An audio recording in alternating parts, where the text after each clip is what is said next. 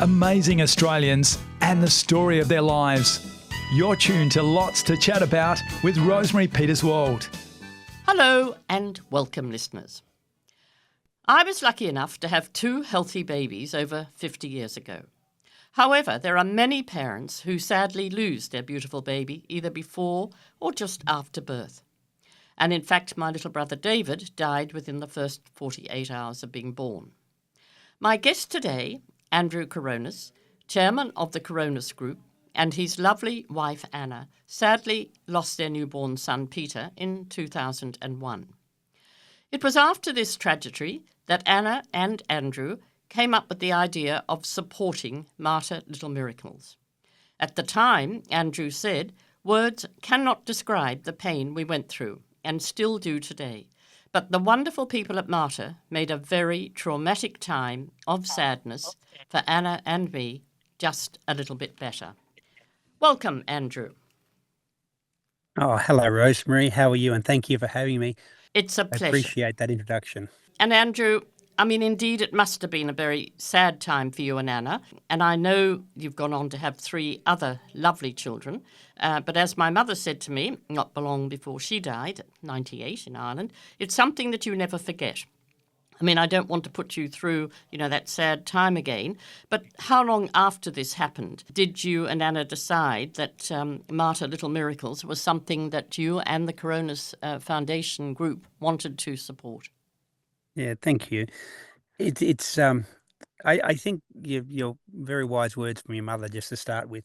It's something you just learn to live with, and lucky enough that we have, and he's part of our family, our son who's no longer with us. So it's a journey that I don't think many people talk about because it is so sad, and especially in years gone past and times gone past. I don't think many people spoke about this at all, and why we got so behind the Mater Little Miracles. I'll go into a little bit more depth, but effectively, we think, Anna and I both think, that giving some clarity, normalness, that it happens to a lot of people, that it's okay, makes it easier for people who go through it. But time's Yes. gone past. I think everyone just tried to push it under the carpet and keep moving. And the scars are deep. And even now, I can talk about it now. I find myself sometimes crying about it still. I can talk about it openly and candidly, but it still hurts. And that's why we decided to go forth and support the Mater at that time. Yes. And they're just one of the hospitals that help out. I think every hospital has a tiny baby unit, but the Mater were in our case something that is very dear to our hearts. Absolutely. So, can you tell us a little bit about how Mater Little Miracle works, Andrew? Of course, yeah. It's probably better to go back to why we feel so indebted to the Mater and the hospital is that losing a baby is 1 minute you're looking forward to a happy baby and a healthy baby, and for some reason when you're younger you think you're invincible and everything Absolutely. works out the way that in a storybook it's supposed to. But as we know, we get a little bit older in life and things don't work out that way. So we were happy, healthy, waiting at 23 weeks, and then our son Peter decided to be born. And some of the hardest things still one of the hardest questions that I've asked, from the hospital and our wonderful doctor at that stage, who had a massive heart. We had to say, what do we do? And at 23 and a half weeks in those days was not viable. It is now Yes. with the work that is and the technology and the love and the care that's around. So we were thrust into I call it a roller coaster, because you don't know when it's going to stop. You don't know when it's going up or down. You can't manage your emotions. But the Mater at that stage obviously knew this happens more frequently than is reported. Right. And they kind of wrapped care around us, and I use this as just a symbol of it. There was some, and I don't say this with anything else but gratitude. There were some little old ladies who used to do crochet at the Mater, All just right. because they wanted to give things. And I remember walking out one of the days soon after Anna was still in hospital. She had to give birth naturally to Peter, and we didn't know what we were doing. We're mid-20s. I don't know. I can't even remember it. It's a haze. But the little old ladies just could see that you needed something, and they gave us a little crocheted jacket. Oh, Um, right. and the symbol of it is it's only a crochet jacket, but the care and the support that came to a humans, their need at that time is what the Marta delivered, and it's the intangible bit that really they delivered at that Yes. time that put us on the journey of wanting to support it. Right. Because we had no idea what we were doing. We were in a real mess, Yes. emotionally, and they just wrapped our arms around us and in a nice way, without taking over, said, "It'll be all right." That's Right. we got a certain level of comfort from their care. Oh, that's terrific. And Andrew, I mean, this month, the 9 telethon for Marta Little Miracles raised $12,394,000, which was well and above the goal that was aimed for, wasn't it? So it's obviously a cause that is supported hugely. It is, yeah, and it's an amazing amount of money from the community and the Queensland and federal governments too, to be honest. I mean, there was, to give you an idea how it touches the heart of everybody, there was a grandfather on the night, and this was not scripted at all, Right. who rang up and pledged $1 million Oh, really? Wow. because one of his grandchildren Yes. had issues at birth, and I mean, I don't know. Children are the most beautiful thing in the world. You know, we've all been children. Most of us are lucky enough to have children, Yes. and we've all been around children, and we've been one ourselves. So the next generation, in my opinion, the most important thing that we can foster and care for. And so when you see somebody of obviously significant wealth, Yes. sees the importance of it and rings up on a Saturday night and pledges $1 million, it shows you how many people in the world it touches. So yes, it's a significant amount of money, and it's beautiful. It's a very, it is, as I said, a popular charity to support. Now, I wondered about the babies that have gone. Yes. You know, they've been saved or whatever. Do any Yes. of those, do you think, keep in touch? Yeah, definitely. You know, we I mean, that they're was not probably why. babies now, are they? Probably some of them. No, they're not babies. We were quite blessed. You know, funnily enough, you know, we're very close to some of the wonderful professors and doctors in there as well, because we Yeah. like to keep ahead of what's going on. And in the world now, you know, there are viable babies at 22 weeks, which is quite incredible, because we're talking 350-gram baby Yes. is viable. And it's in my opinion, is a soul, and every soul's worth fighting for. So we're close, and interestingly enough, the money that gets raised goes into specialized equipment, which then helps keep babies alive that they Right. wouldn't be before. And as much as that, the training, you know, the professors tell us the technology is one side, but the other side is the pure care factor and the love factor that not just the medical staff, but the parents are educated in how to care for their babies too, at Right. an incredible amount of value. Yes. Incredible amount of value. You know, love's a very intangible thing, right? But it's a feeling that we can all feel at whatever age. So it's interesting. The money doesn't just go to technology and bits of equipment that help. That is a big Uh, part of it.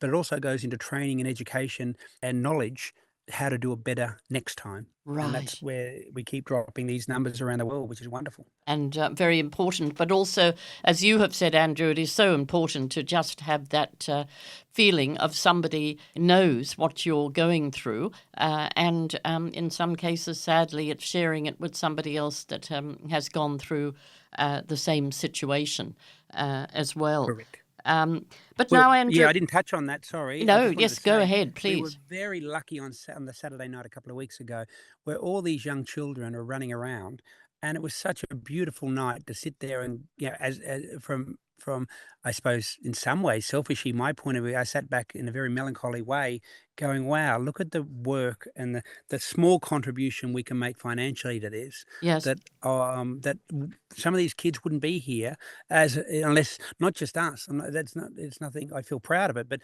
what everybody else gives to this cause. And right. you know, as a community in Australia, anyway, in Brisbane, Australia, or Queensland, we should feel so proud of that. So proud that there are young children running around and they're happy and they're healthy and they're being young kids doing silly stuff which you want to see, and the energy's high, and you go, wow, without our community and our wonderful country, they probably wouldn't be here. It's a wonderful thing to see. Now, Andrew, I'm going to go back a little bit now, of course, to Yes. your family, because and thinking of little children running around in Yes. villages and whatever, because Rob and I were lucky enough to spend a lot of time in Greece, but your family came from the island of Kythera.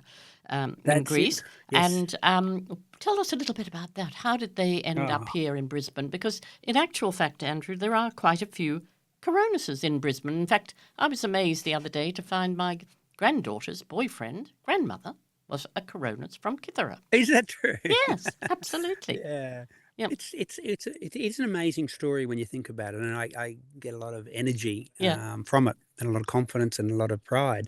But Kitharah, as you know, Rosemary, is a beautiful little island, Yeah. and I encourage anybody to go and visit it because it's really not a high level touristy island, but it has all the amazing attributes of it. Right. So it's a very traditional island. Yes. Although it's getting found now, the gentleman who owns the wonderful brand Hermes has just made a new fragrance based on the essence of Kitharah, Oh, really? because he built a house over there. So yeah, Right. there's a lot of people finding the rusticness of it and Yes. off the beaten track. But there's nothing there, and there wasn't anything there. So if you were a young family, the parents used to have to send their kids away at 14 years old Yes. to go and earn money to send home. So there was not just, I was lucky enough that both mum and dad's side lived in villages over there Right. on different mountaintops, so to speak, or different Yes. parts of the island. Interestingly enough, as in-laws, they used to throw rocks at each other over there, and I think they still do these days. Right. As an aside. Yeah. But they ended up, both sides of the family got told, apparently you've got some cousins over in a place called Sydney, Australia. Yes. Get on that boat, go to Athens at 14, remember? So you get Yes. together, get on a boat, go to Athens. Here's some money, get over there, and make sure you get a job, and make sure you send money home to us because Right. we can't afford to feed you here. Yes. It's a story And told round and round, isn't it? isn't it? Mm. Yeah. And the resilience they must have had, the hard times, the tough times, um, I just respect them so much. It makes our life, what they did, so much for all of us. Not just the Greeks, but you looked at the Italians. You looked Yes. at the next generation of the Vietnamese and all the Asian countries that have come out. Similar stories. The boat people who came out from different areas, and they've created lifestyles and opportunities for the next generation. Exactly. And particularly the Greeks in Hobart, where I lived for many, many years, Yes. of course, the Greek community was huge and work incredibly hard. But Andrew, are you aware that the first computer ever came from the island of Kitharah? I have heard an anecdotal story about this. Yes. You probably know more about it than I do. Well, Rosie. actually, I Tell know me you'd more. ask me that, and I don't. Rob, my husband's very keen on it. But Yes. you being in real estate, of course, where Yes. computers are used all the time. But yes, the very, very first computer came out of the island of Kitharah, so people can Google that and Yes. and find out. But you Well, started. as you know, Uh, you know where the position is that it was a trade route from at the bottom of the Mediterranean there, and right. a lot of people it has Byzantine castles, it had Phoenician castles on there. Yes. It was run by the Phoenicians at one stage, and I think a lot of Catherians, funnily enough, who came to Australia, have all ended up in business. Right. And I wonder if it's got the old Venetian heritage of traders in there, Yes. because there's just an inordinate amount of people that have grown successful business who are from Kitharah. Exactly, and of course your business, which you have built up, you and Anna, which Yes. is the Coronis Group. But I believe that you started sort of in real estate in 1988 at the age of That's 18 it. Correct. in your father's business, where he more or less dragged you out of a pub in England to join him on a business trip. Is that right? Is that how it all sort of Yeah. started? Yeah, pretty much. I mean, we were lucky. I was home at that stage, and he was going to Singapore, and it's he said, "Do you want to come on this holiday in Singapore?" I mean, we lived in a we had a great lifestyle and upbringing, Yes. but it was still modest. It wasn't. We went on trips overseas all the time or anything like that. But we went to Singapore, and there was lucky enough, went to a real estate conference, and I haven't heard at 18 years old much about self-development and self-improvement. And there was a speaker there, I still remember him, in the Right. Mandarin Marina Hotel, which is still there.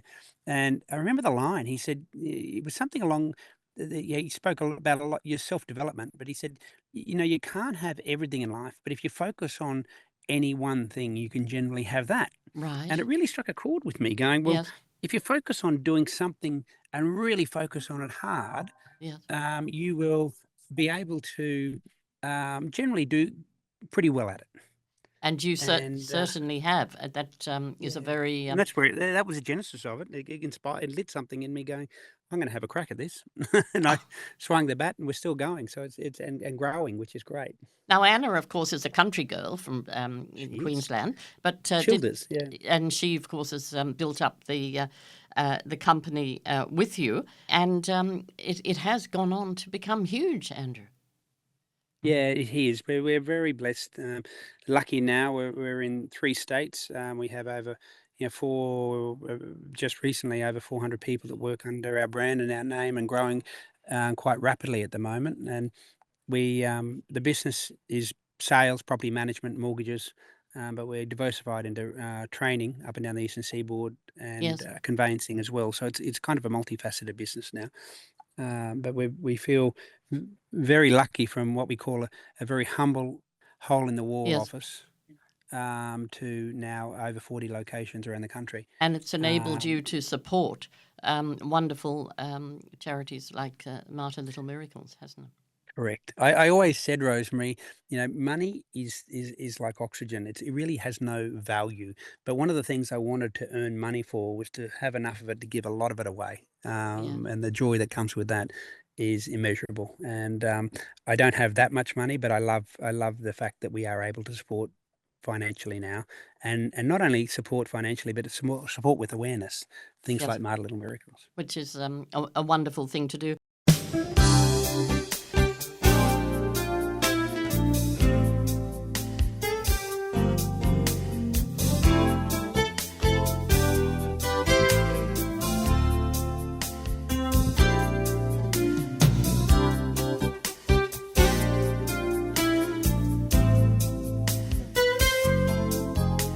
Now, you're listening to Lots to Chat About. I'm Rosemary Peterswald, and my guest today is Andrew Coronis, with his wife Anna, supporter of the Martyr Little Miracles Foundation and chairman of the Coronis Group.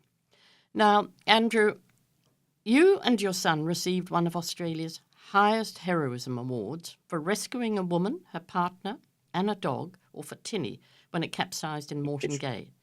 I read the article that Matthew Condon wrote in The Australian, and I'm sure our listeners would love to hear more about this incredible story. Wow, Rosemary, you have done your research, haven't you? Amazing. Yeah, that was just a moment. I was unfortunate enough to, I think, what I would say a moment of giving back. I was unfortunate. I had a bad boat accident previously, and unfortunately, I lost a friend of mine in that boat accident. So going through what's called the South Passage Bar in Brisbane, Yes. just outside of Brisbane, was fantastic. And we went out one day, and we were fishing, myself and my son, and we came back in. It was kind of a rough day, but we're coming back through the bar, Right. and there was all this flotsam everywhere, Yes. which was amazing. And then we got closer and closer, and there was this upturned boat. And then we got closer and closer, and there were 2 dogs swimming around. Right. And then we got closer again, and there were 2 people. This young fellow, Raymond, holding his mother in an embrace, Right. and a cry that you would never, Yes. you could never Imagine talk seeing. about, I suppose. Yeah. So look, my son at that stage, I think Sam was 13 or 14 at that Right. stage. I still remember. Without doubt, I said, Sam, go. And he just, got a life jacket and jumped in to help. Yes. And did what he did to free up. They had crab pots all over them, and there was flotsam all over them. You can imagine you're in the middle of a bar. We've got a bigger boat, so I was able to handle the bar pretty well. Right. So I Sam deserves the bravery award. I was just lucky enough there to guide him. But he helped out there, and then he couldn't do any more because Raymond, the dogs had scratched them both because they were drowning at that stage. Right. So they were Yes. quite scared, as you can imagine. So I had to get in to get Sam back on the boat and maneuver the boat in the waves. I had to get in and then help Raymond and his mother back to the boat. Right. And I don't know how we did it, Rosemary. I really don't. And people say, how'd you do it? I got no idea. We just did. And in those moments, I think you don't have time to think. You just react. Exactly. So Yes. we were lucky enough in the end. The Air Sea Rescue came and landed someone out of a helicopter on the back of our boat and resuscitated the woman, because we had to get her Yes. out of the boat. Raymond had been cut up by the dogs. Unfortunately, one of the dogs passed away because it Right. drowned. We saved the other dog, but Raymond and his mother, Barbara, I believe her name was, are still around to live the Oh, tale. So look, I mean, in the news, tragically, of course, is the lifeguards that went out at the Ballina to rescue a sailing boat that had yes, capsized coming in over the bar, and two of those were lost. People don't realise, do they, Andrew, how easily conditions can change out in the sea, and so many people put their lives at risk. And in your case, you two certainly put yours at risk, and it was a wonderful result. But now, Andrew, I think you're stepping back a little bit, am I right, from the real yeah, estate market? But I'm going to ask you, what do you think it's doing? I mean, now, gosh, we've got a budget coming. People are yes, jumping up and down yes. because negative gearing could be taken away and interest rates are going up and all the sort of things that, affect the market and affect the rental market as well. But what's your sort of take on it all? Yeah, there's so many things that are variable, but the one constant I look at around Australia is that we have, and I don't know if it's right or wrong. I'm not here to judge that, Right. but we have over 300,000 people coming to live in our wonderful country, Yes. new, every year. Right. And if you just look at the simple economics of a higher demand and not building enough houses, it generally means, in my opinion, the real estate market might have a few ups and downs, Yes. but over a short to medium to certainly long term, there's only one way it can go, Rosemary, because the cost of construction, the cost of new products are going up. Yes. And in my opinion, I think that's just going to keep going. Right. Um, Yeah. so there'll be a few hiccups in the short term, Yes. I do believe, but the market's good at sorting itself out. And even with the younger generation, and I do feel for them, they are with the advent of more credit. You'd Yes. say, back when I first bought my first house, you had to pay 20% deposit, right? And it took a while. Absolutely. And back when I was selling real Um, estate first, sort of back in the 70s and 80s, interest rates were 17% or correct, 18%. Yeah. I'm correct. terrified they might So. go up again. Yeah, I think that would be nearly Armageddon if that happened. But Yes. I mean, we still have to house people, and as Mm, far as I know, they're going to rent a house or buy a house, mm. and they don't have a real, um, they don't have a Possibility. real. They Mm, don't. Well, what else can you do? You mm. have to find a way of living in a home. Yeah. I think we'll have to find ways as a community of offering cheaper housing, not just for the younger people, but I think some of the older people who don't have money either. By the way, Yeah. some of the homeless, for example, I think there's a real a need for that. Perhaps we need to go Um, out into the country areas a little bit more, do you think? you're tapping into something I do believe in. I think, Mm. instead of when I bought my first house, I would have loved to have bought in Double Bay in Sydney, for example, but I couldn't afford that. So I had to buy what I could afford and I had to go to where I could afford. And I think some people are wanting their cake and eat it too at a younger age. Yeah. There you go. Yeah. Well, And I do believe that. yeah, certainly trying. Sacrifices is all about growth is all about sacrifices. And I think sometimes sacrifices are a necessity. And trying to get into a market like the Sydney market or even the Gold Coast or Brisbane market is difficult. But now, time is running out with us, Andrew, sadly. But I just want to touch briefly on Marta Little Miracles Research Centre and Yes. how it honours the visionary leader of Marta, Sister Angela Mary. Tell us a little bit Oh, about Sister Angela Mary. amazing. Amazing. Like, you talk about visionary leaders who Mm, go at their business and don't expect anything in return. She's certainly it. There is no doubt about that. But she has an incredible ability to, well, she's just ticked over 100 years old now, right, and I believe that she's still active right, in the Marta. She's still very active communicating. She's still yes, very active at driving progression and growth and care, right, and still very active living the Marta values. right, And I just think that's amazing. To give you an idea, I believe she went and didn't, she was obviously a sister, yes, and the Marta was turning more into a business than just a hospital, if that makes sense, just care. right. So she went and did an MBA to study how to be a better business person. Oh, really? She and Richard Attenborough, of course, are 100 Yes. this year. They're good inspiration, I can tell you. But now, as I sort of said before, you're stepping back a bit, you said, from running the Coronis Yes. Group. So what's in the future for you and Anna? Yeah, more time up at the Yeah. farm where Anna's breeding cattle Yeah. and whatever. Well, yes and no. I mean, Mm. whilst I'm stepping back from the business, it's an operational step back. Strategically, I'm still very involved because I love it. Right. I Yeah. love business. I love mentoring. Yes. I love seeing the business grow still, for probably different reasons now than what I did before. I love seeing people grow in our business. Yeah. So that's where we're investing time. Our kids, more where we have to mentor and coach them rather than parent them these days, if that makes sense, Exactly. because they're all Yeah. older. They still need that though, by the way. I think I still need that from my father and my coaching, and he's 89. So, Oh, but how lovely. I feel, no, I'm not. I'm accelerating now. I went through I suppose a period where I thought where you could slow down, so to speak, but the idea of slowing down for me is not in my DNA. No, Even Anna said the other day, you love it, and I do. it I keeps love you, meeting people. yeah, Yeah, keeps you young I and love keeps you this. going. And also It the does. Coronis Group, of course, is real estate partner of the Brisbane Broncos. It is. Yeah, no, Yeah. we're very So you excited go to a about few that. matches? We do, yeah. We're their official real estate firm, and we do a lot of work in there. In fact, it started years ago where I was a mentor to some of the young players, because a lot of these young players come down from regional towns, Right. and they. It's interesting, isn't it? We take for granted things like how to buy a house or how to get a car loan, and Yes. some of these young kids know how to play football, but know much else, and It- so I get rewarded, from giving my knowledge to people and seeing them hopefully progressing in life. It gives me a lot of satisfaction. Oh, that's wonderful, and well, it's wonderful for the kids themselves. But Andrew, sadly, we have run out of time. Paul is waving through the window there. But thank you, Andrew Coronis, for being my guest today. Thank you, Paul, for producing.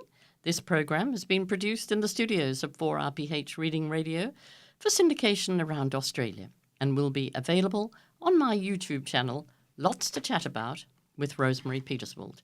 But Andrew, perhaps you could just give our listeners a contact detail for the Marta Little Miracles or the Coronis Group, or is it best that they contact us here and we can send that out? No, that's fine at all. I mean, you can Google Marta Little Miracles and it'll come up. And if they found it in their conscience to, or they felt like it, they're Yes. always accepting donations of any kind. To be honest, not just in money terms, but in support, in volunteering, because there's a lot of things that can be done.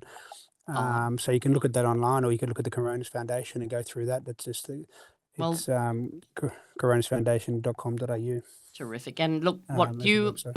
what you and Anna have done for that particular group, but for also other groups, is a wonderful inspiration. So I thank you again very much for being my guest today.